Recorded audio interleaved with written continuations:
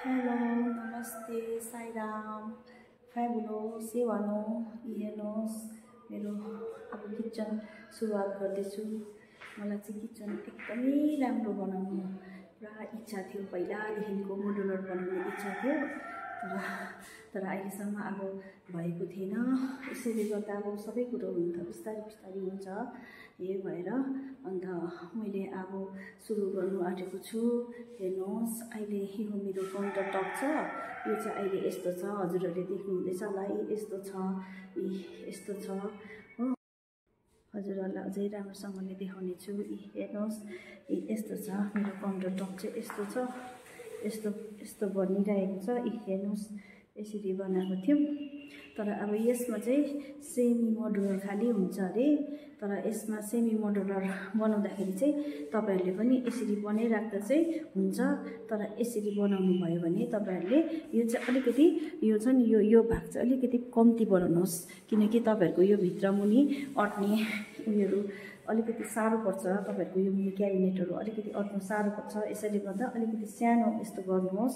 यसरी गरिराख्नु भयो भने हुन्छ हजुरहरूले पनि। तर मेरो चाहिँ फुल मोडुलर भएर चाहिँ यो सबै भत्काउँछ अरे, यो चाहिँ सबै भत्काउनु भन्नु भइरहेको छ।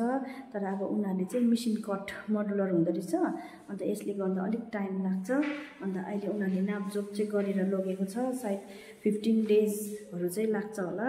तर अन्त यस्तो चाहिँ यो चाहिँ सबै तोडेर रेडी गरिराख्नु भनिरहेको छ।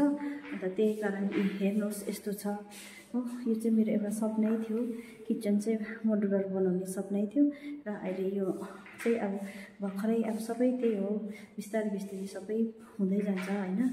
यसरी नै म पनि गर्दैछु। यो चाहिँ अलिकति सबै भत्काउनुपर्छ। अन्त तपाईँहरूले चाहिँ सेमी मोडुलर बनाउनु भयो भने पनि यसलाई चाहिँ डाउन नबनाउनुहोस्। यो डाउन बनाउँदा पनि यसले पनि धेरै प्रब्लम हुँदो रहेछ हो।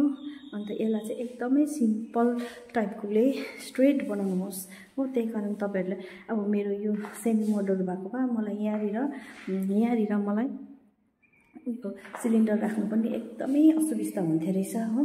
त्यो भएर अब चाहिँ मेरो यो सबै स्ट्रेट हुन्छ, र तपाईँहरूले यसरी नै हेरिदिइराख्नुहोस्। तपाईँहरूले लाइक सब्सक्राइब गरिदिनुहोस्, सेयर गरिदिनुहोस्। म हजुरहरूलाई यस्तै भिडियोहरू ल्याउँछु र यो किचनको पनि अपडेटहरू ल्याउँछु।